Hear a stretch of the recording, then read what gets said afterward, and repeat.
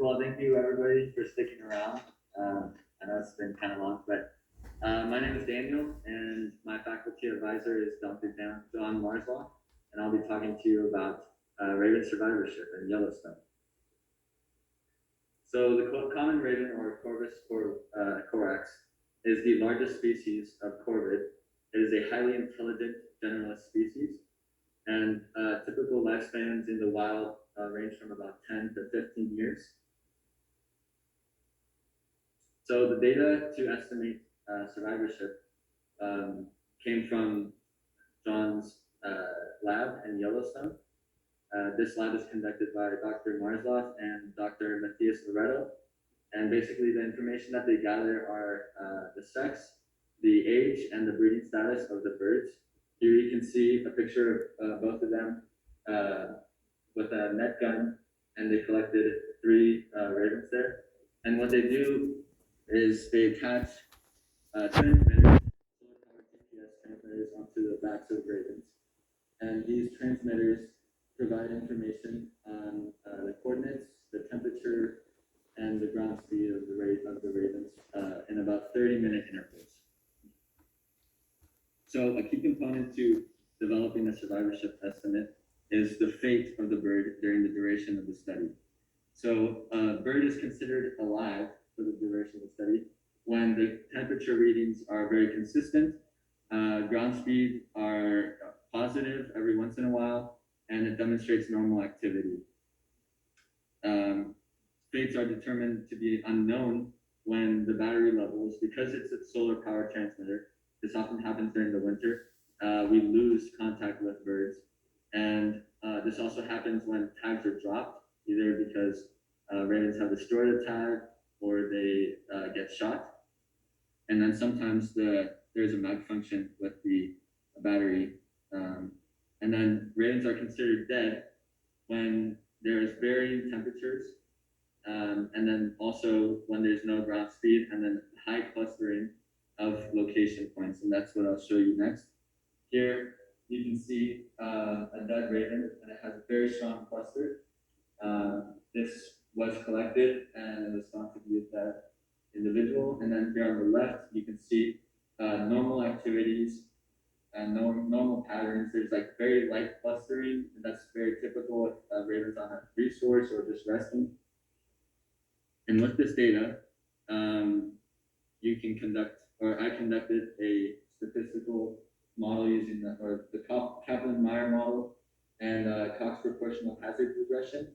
And then I compared 2 experimental groups. One was testing survivorship by sex and breeding status of the ravens, and then one was comparing survivorship by sex and age group of the ravens. And then I took an ANOVA to compare the difference between the 2. However, to factor in for unknown fates, I used 2 different data sets. One was the full data with unknown fates and tag failures being censored. And then the other one was the filtered data, which had tag failures and unknown fates being marking the raven as a dead raven. So for the results of the Cox proportional hazard regression, I found that sex and breeding status model was the best model, and it showed that females experience about 39% higher risk than males, and non-breeders experience about 64% higher risk than breeders. And here is the Kaplan-Meier graph. So for the first year, you can see that females and males had very similar survivorship or survival probabilities. For the second year, they started to diverge a bit more, and for the third year, they were a bit different. However, the sex was not a significant covariate, so this is just an indication of the trend.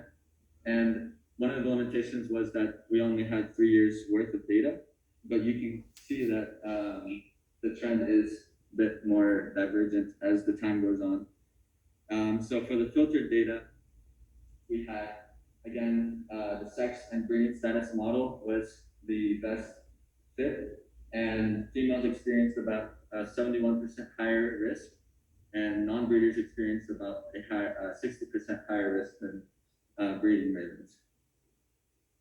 And here's a Kaplan-Meier graph. So as you can see with the green line, female non-breeders had the lowest survival probability, and then male breeders had higher survival probability. However, for the Kaplan-Meier, this is not significant. So because the Kaplan-Meier survival probabilities were not significant, we can mostly just look at the trends and see kind of what we might be experiencing if the study does continue. And we started to see that sex seems to have an impact on survival, and so does breeding status or territoriality. And then we saw that age doesn't have as much of an effect on survival. Some of the limitations were the sample size and the sample period, being that ravens live from 10 to 15 years and can even go up into the 20s. 3 years is not a very large sample period, so I would assume that the longer that the study continues, the more accurate results we might get. And I also recommend the causes of tag failure, because there was quite a few unknown fates due to that. I'd like to acknowledge Dr. John Marzluff, Dr. Matthias Loretto, Yellowstone National Park for allowing me to use their data. And I would also like to acknowledge Cameron Poe for helping and collect the ravens and finding those unknown fates, determining whether they were live or not. And I would also like to acknowledge Steps for the opportunity to do this capstone. Here are my citations, and thank you very much for listening.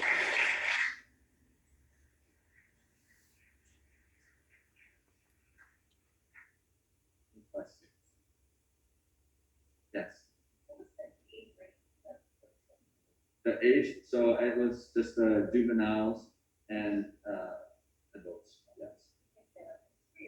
Yeah, so we do have data on first years and second years. However, anything past that is hard to distinguish. So we decided to categorize those. Yeah. I don't know much about David Steve, breeding status by like food catching. Yeah, so basically, breeding status you can determine by territoriality of a bird, and this is mostly seen. So you can't really you can't determine it right when you catch a bird, and typically juveniles will be non-breeders. But when you do catch a bird, you have to kind of analyze the location, and then especially during breeding season, you can see that there would be a more significant territory held by breeders. Yes.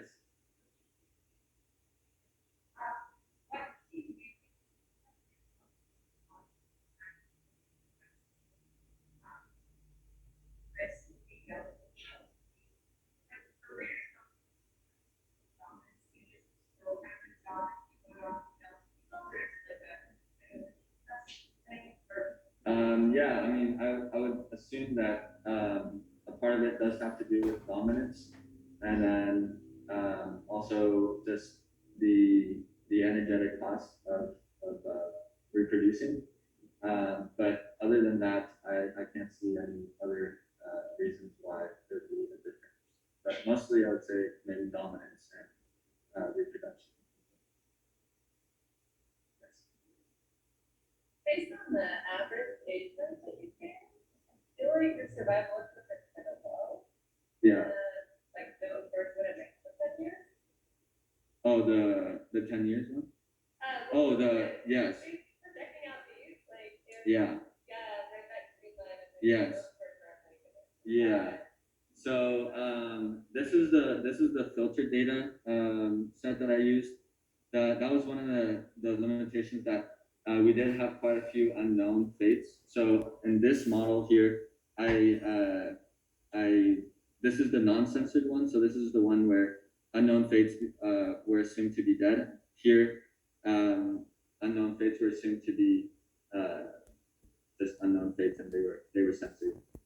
So yeah, but I agree. I mostly just wanted to see what the difference would be. But yeah.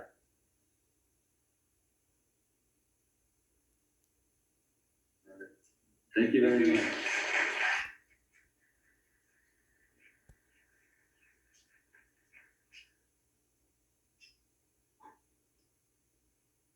Recording stopped.